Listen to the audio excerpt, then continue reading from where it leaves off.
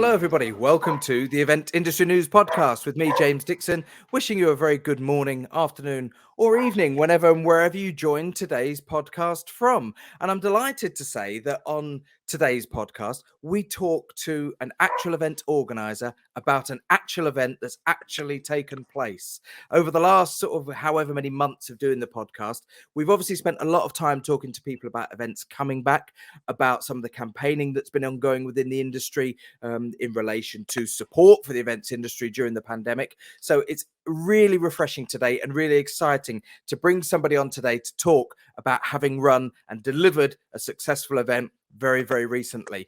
Joining the podcast today for the first time is Mr. James Gower. James is the managing director of the Game Fair, which took place between the 23rd and the 25th of July, and he's here today to tell us about the event. James, very, very good morning to you, and welcome to the Event Industry News Podcast. Thanks for joining us. You're welcome, James. Thank you for having me. As I said, genuinely exciting. I've spent a lot of time talking about events coming back and, you know, what people have been doing during the pandemic and during the downtime. And it's fantastic to be able to have you on the show today to talk about the event that you guys ran just a few weeks ago. First of all, for people who are not familiar with the Game Fair, tell us a little bit about the event and the audience that it serves and the people who go to it. Well, game in this instance is game as in food. So salmon, trout, venison, that type of game. The event started in 1958. And so it's been running for more than 60 years. And this year we were at Ragley Hall in Warwickshire. And the event has traditionally moved around the country, occupying big areas of English estates. And Ragley Hall, of course, is a fantastic estate. It's a Capability Brown landscaped area. We occupy about 600-700 acres. And to put that in context, I think the Chelsea Flower Show is 12. Wow. So that gives you sort of sense of scale. And since it began in 1958, there've been over 5 million visitors. We think about 4 million of those are still alive. So it has a great following, and in a way, it's the first ever food festival. Absolutely. And you know, I was looking at the website and some of your social media feeds prior to us joining each other today to record this podcast. And it does encompass everything about sort of the country lifestyle, doesn't it? Country pursuits, outdoor activities. It fascinated me to look through some of the stuff that we've got there, but it struck me straight away as having sort of multiple different areas, you know, different areas of interest for visitors, depending on what their likes may be and things that they would like to see. Outdoor cinemas, seminar theatres. Tell us a little bit about some of the content and what people were actually able to see and engage with at the event. Well, you're right. It's very varied, and Prince Philip called it the shop window of the countryside. And there are more dogs there than crufts. It features clay pigeon shooting, gun dog trials, archery, the whole food scene, the farm to fork, the food provenance, where food comes from, of course, is very important. Of course. There are around 800 exhibitors there, anything from Bentleys to cheese, and such is the variety. And this year we had 119,000 people who came to experience all of that. Many of them camped for 5 nights, so there's a real festival atmosphere. And even the exhibitors tend to sleep behind their stands. So you really get a sort of sense of an outdoor show mixed with a festival, but ultimately it's a celebration of the countryside. Well, with the countryside, this may sound really obvious to say, but with the countryside being such a vast entity, and you know, with the people who embrace and are actively involved in countryside activities, is it a great opportunity for the community to actually get together in what is relatively a close environment over that weekend in order to meet other people, to meet people that they may only see from afar during, you know, the other 360 something days of the year? Yeah, I think it's a big social occasion and a networking occasion as well. The countryside is an industry. In fact, it's lots of different industries that all come together. And certainly on the Friday, whilst it's a consumer show, there's lots of B2B activity and networking taking place. So people use the event in a variety of ways. Some come to do business to business. Lots of people will retail there to the consumer, and the consumers come there for a social occasion and a day out, as well as lots of shopping. So that shop window description, I think, is really apt. And then some people, of course, come to compete and take part in the competitions. And that can be serious as well as fun. So for some people taking part in the gun dog trials, it means a lot to them if they are breeders of gun dogs and they're looking for champion dogs. And then, of course, it will look good on the CV, whilst other people bring along the family pet to have a go. So really, the event is used in a variety of ways, commercially and for fun. And one thing that I was curious to ask you today, James, is about new a new audience maybe that you've experienced this year. I'm aware of the fact that in the last 12 to 18 months since the pandemic began, people have been unable to go abroad. We've embraced staycations. We've embraced seeing parts of the UK countryside that we may never have seen before, because we always traditionally go to an airport and fly off somewhere. Given that people have spent more time outdoors and in the UK and exploring parts that they've never seen before, did you see that translated into any sort of new audience members and attendees to the show this year who maybe have not been before, but who have embraced the countryside in the last 12 months? I think we did, and people have said, haven't they? They've reconnected with the countryside. It was one place where they were able to go and to get away from it all, and of course, just the scale of it allows everyone for socially distancing. So I think people did, an element of people did rediscover the countryside, and I think that probably translated into ticket sales and a few people coming. We also had around 230 brand new exhibitors as well, people that were displaced from other shows that sadly couldn't take place. So there was an element of a new audience, but also new exhibitors.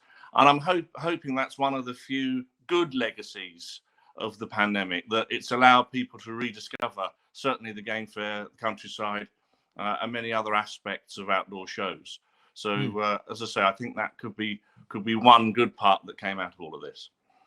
This is an appropriate moment to be to mention the fact that we should have been joined by another guest today on the podcast, Mr. Mike Richmond, who many of you in the industry will know from Richmond Event Management in Bristol, is a key figure in terms of the production and the facilitation of the game fair and helping to put this event on. Sadly, is feeling a little bit unwell today, so was unable to join us for the recording. So a shout out to Mike there. I hope you're feeling better soon. But from an organisation, a production point of view, James, presumably last year's event had to be cancelled because of the pandemic. Did it give you an opportunity with a year off to reassess how the show was delivered? Did you look at things a little bit differently, or was it always going to be a completely new production this year, given some of the extra admin and hoops that presumably you had to jump through? The pause certainly allowed us to rethink things. We were already on that path anyway, so we had already decided. We had an enormous amount of our own equipment in a warehouse, which we had to maintain and store and transport. And our calculations suggested that really was a false economy. So we were already on the path for change, but the pandemic, I think, was a catalyst to pushing that over the line. And we did embark on a very, very different approach to things. In fact, we cut down our build from 12 weeks to 4 weeks. Wow. And Catherine Bishop, our head of operations, sort of spearheaded that with Mike and his team in support. And you know, it was a bit of a leap of faith, but looking back now, you know, we should have done it years ago. And the expertise around made that a real triumph for us. We did have issues in the lead up to that. I think a lot of event organizers that were able to run events found that the supply chain, you know, was reacting in a different way to the pandemic. So some suppliers were overseas, some were deployed on vaccination centers, others sadly hadn't survived. So So the whole supply chain element was a challenge, but Catherine and Mike navigated their way through that and delivered a fantastic show. And as I say, we reduced our build up from 12 to 4. And our breakdown was significantly quicker as well. So that's something that we'll be taking forward for sure as we move to next year and beyond.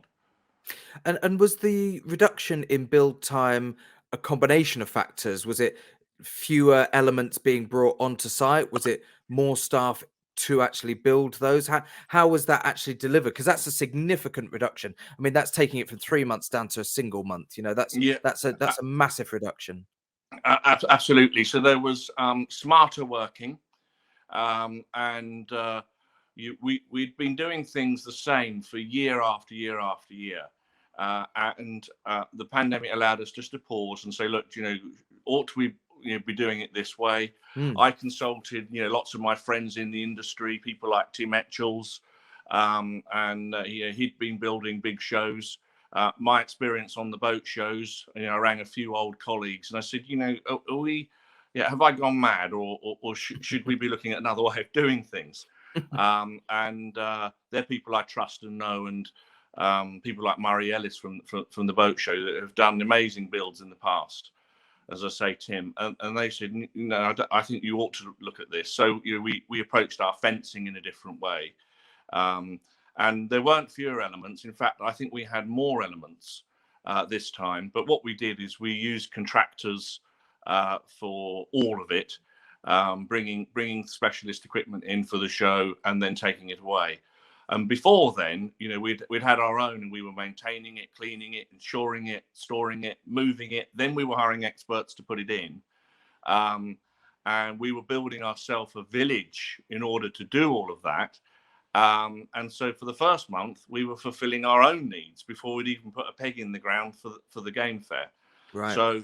So this pause allowed everything just to rationalize it, make sense of it, and push forward. And I'm thrilled to say that despite all of the additional disruptions and challenges, and you can imagine the consultation with our safety advisory group and the local authority, yes, which I have to say were fantastic partners in this. Happy to say more about that. But all of those additions, and then this new approach, and it all fell into place.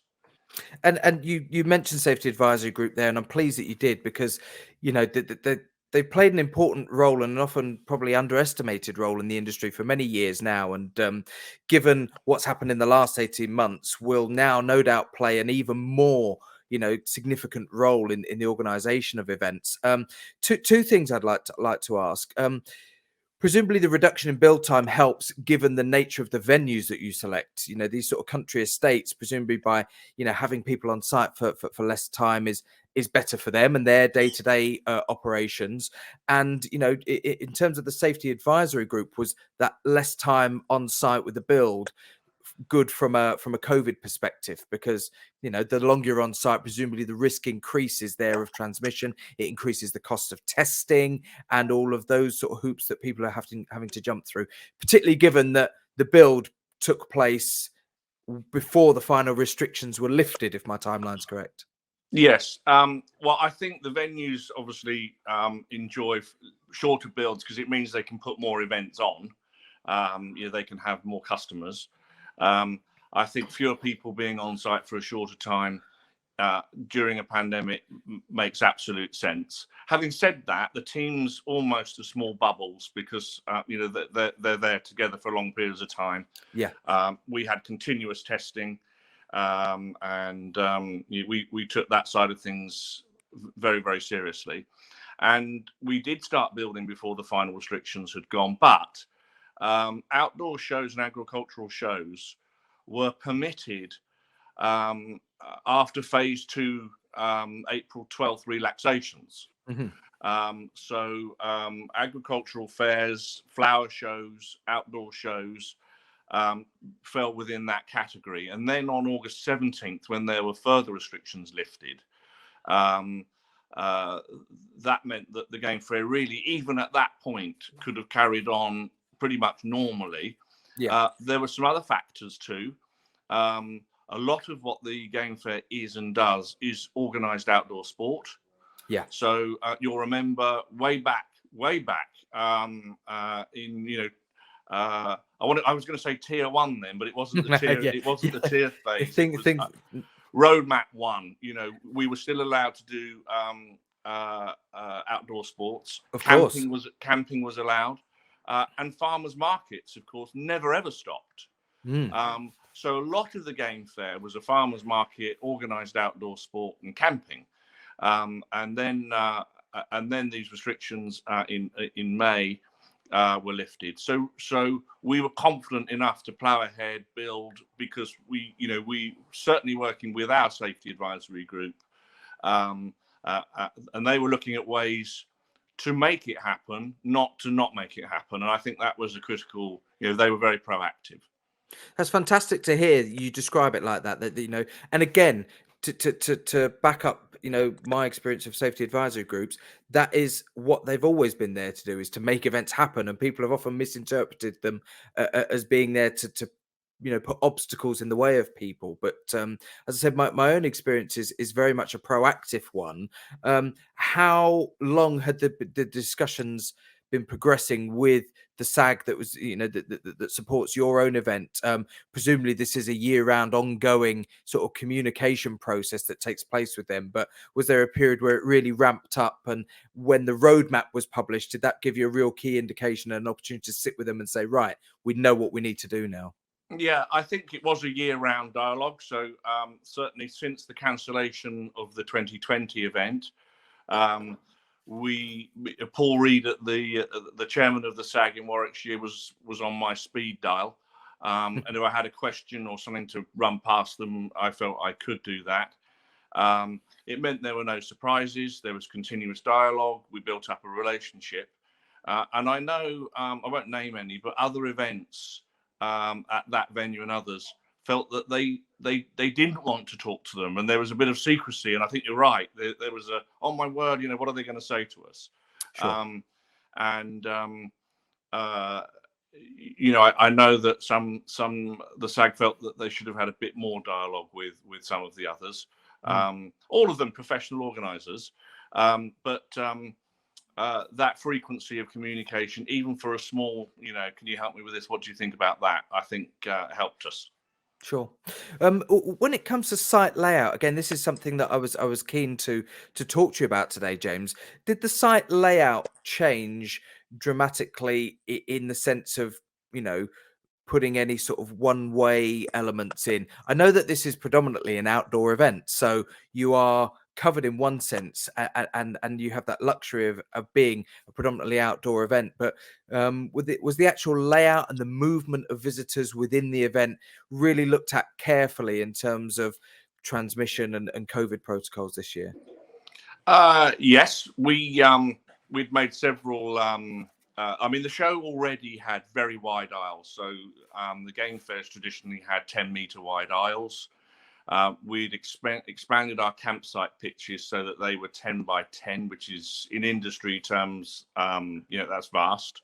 It is, absolutely. Yeah. Anybody who's been to a festival will know that that's an absolute 5-star luxury to have that sort of space. Exactly. And we'd already undertaken, I'd say, standard.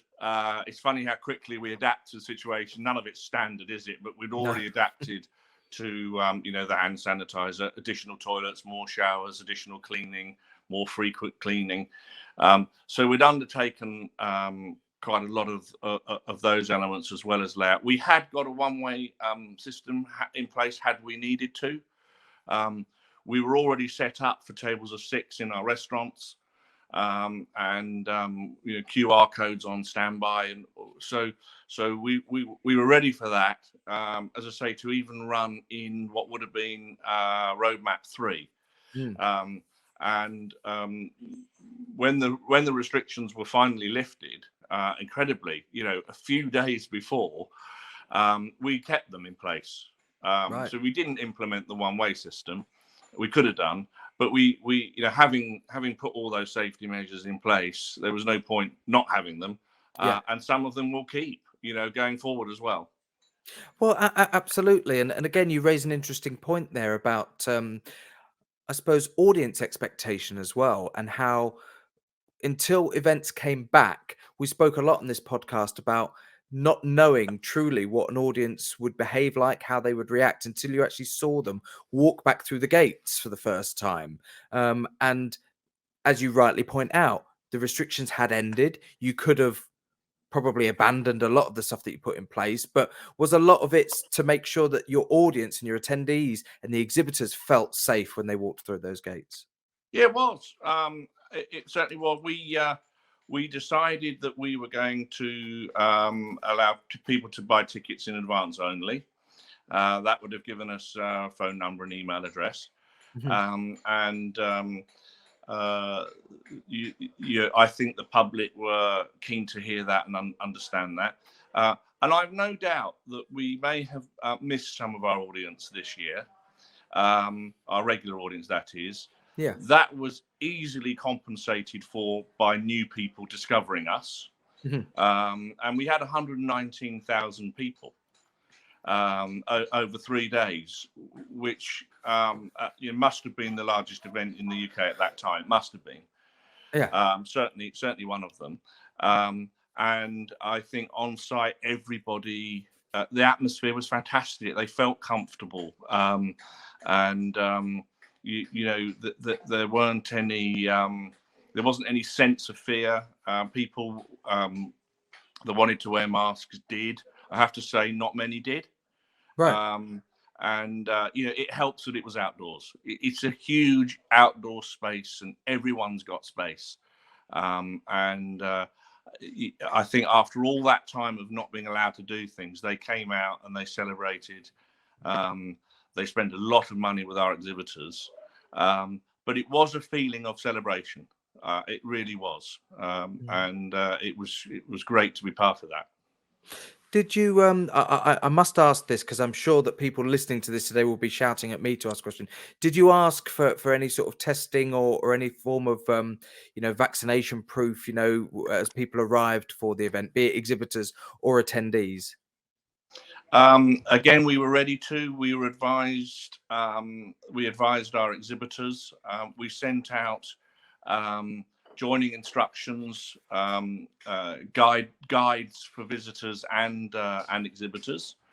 I think after a while, that was becoming increasingly difficult to police. Sure. With the government making their noises, I can't remember. It's just before Boris saying he wasn't going to vaccinate. No, he wasn't going to isolate. Do you Isolate. remember? Yes, I do remember this. Yes. Yes. So lots of those measures were becoming increasingly difficult to enforce. Yeah. So in the end, along with the safety advisory group, it was better to offer advice and sort of common sense instructions, because I think that was going to be more likely to be observed than some of the other things. Once it became, very hard to,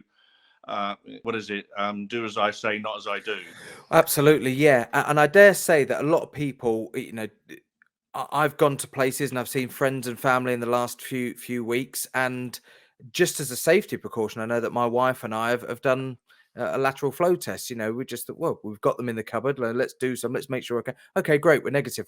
We'll go off and see those people. And it's really sort of adopting that common sense approach to life now that we've been asked to adopt.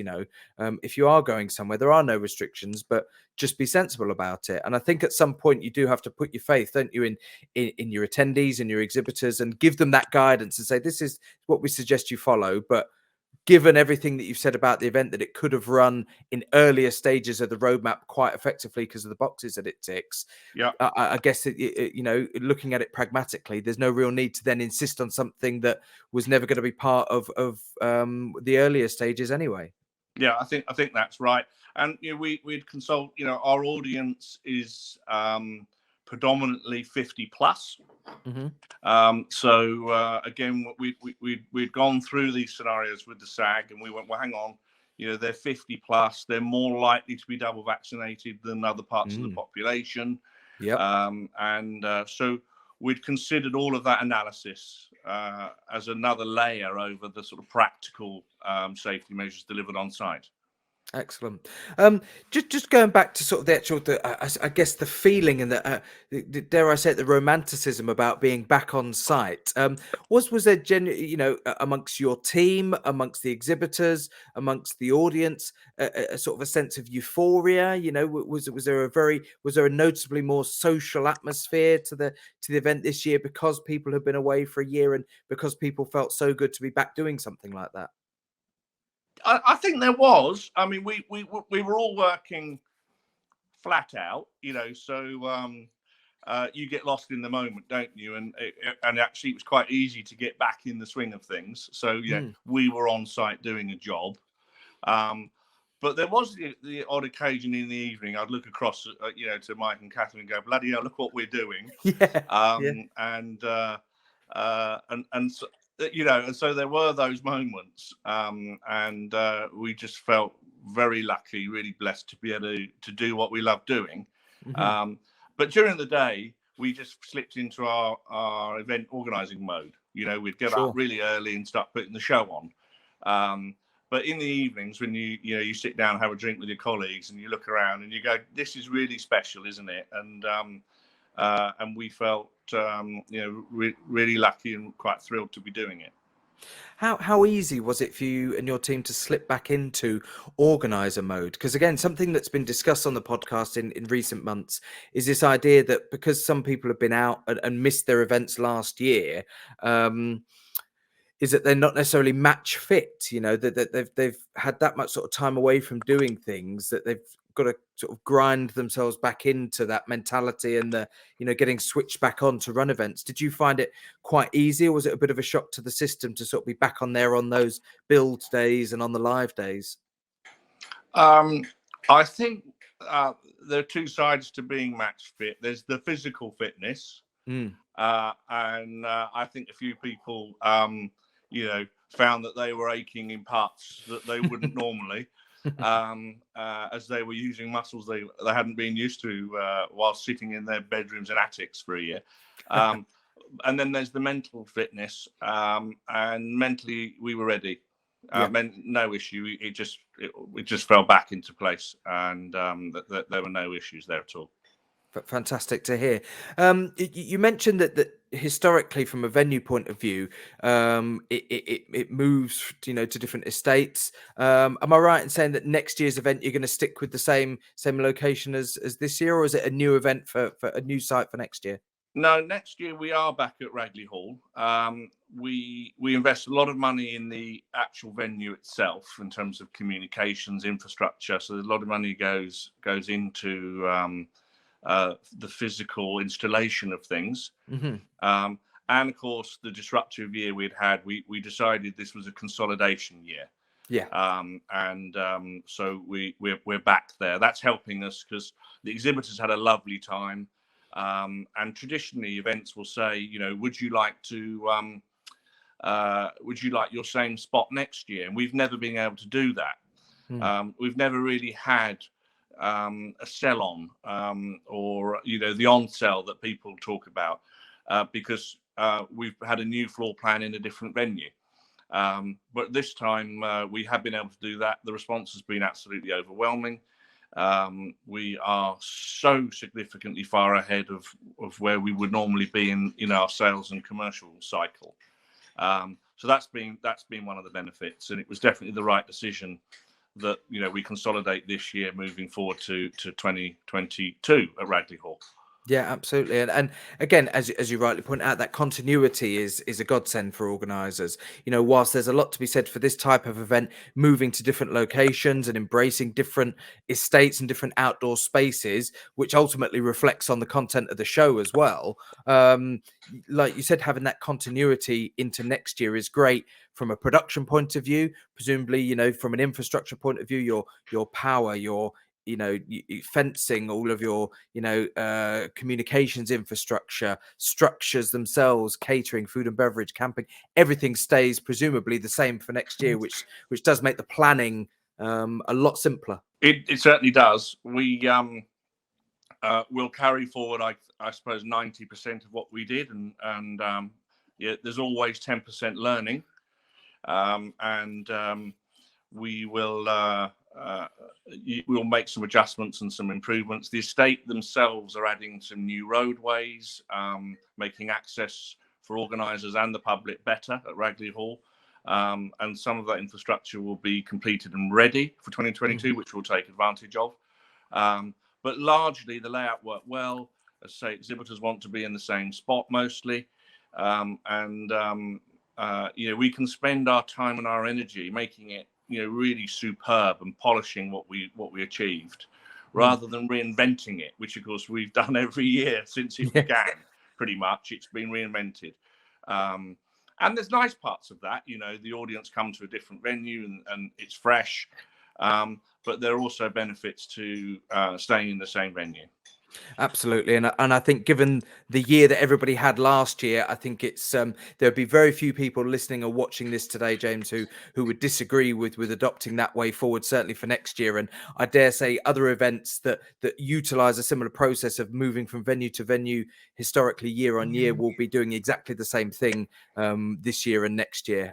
We've been talking on the podcast today to Mr. James Gower. James is the managing director of the Game Fair. It's been fantastic to talk to him today, to get a little insight as to how the show was put on this year, things that they did. The show took place between the 23rd and the 25th of July this year. If you'd like to find out a little bit more about the show and some of the stuff that we've been talking about today, thegamefair.org is their website. And if you hop over onto social media, I know that they're active on several of the social media channels, but Twitter, for example, is just at the Game Fair. I'm sure if you search the Game Fair on the other social media platforms, you will also find plenty of information, pictures, and you'll be able to do your own research into what the show is about and how it went about its business this year. James, thank you very much for joining us today. It's been great to have you on the show, a great guest, and do keep in touch. Let us know how things progress. We'd love to speak to you about next year's event when the time comes. Do come back on and tell us how things are going. We'd love to. We're all off to Scone for the Scottish Game Fair shortly, so we've got to do it all again. And be very happy to tell you about that. And restrictions have just been lifted again in Scotland, so someone's looking favourably at us, and I can't wait to tell you about it. Yeah, it's fantastic. No, thank you very much for joining us today. Of course, if you'd like to find out a little bit more about what we do, eventindustrynews.com is the website. If you are watching this today on the website already, don't forget to go over to your chosen podcast platform on your mobile device. You can listen to audio versions of all 250-something episodes of the Event Industry News podcast. Of course, if you are listening to this today, eventindustrynews.com is the place to visit after you've finished listening to today's podcast. Check out the latest news, features, and supplements on the website. You can also watch video versions of all of the podcasts. And that brings us to the end of today's episode. Our thanks once again to Mr. James Gower from the Game Fair for talking to us today. We hope to see him back in a few months' time to find out a little bit more about what's gone on north of the border up in Scotland with the Scottish edition of their event. And we'll see you on the next edition of the Event Industry News podcast. Goodbye.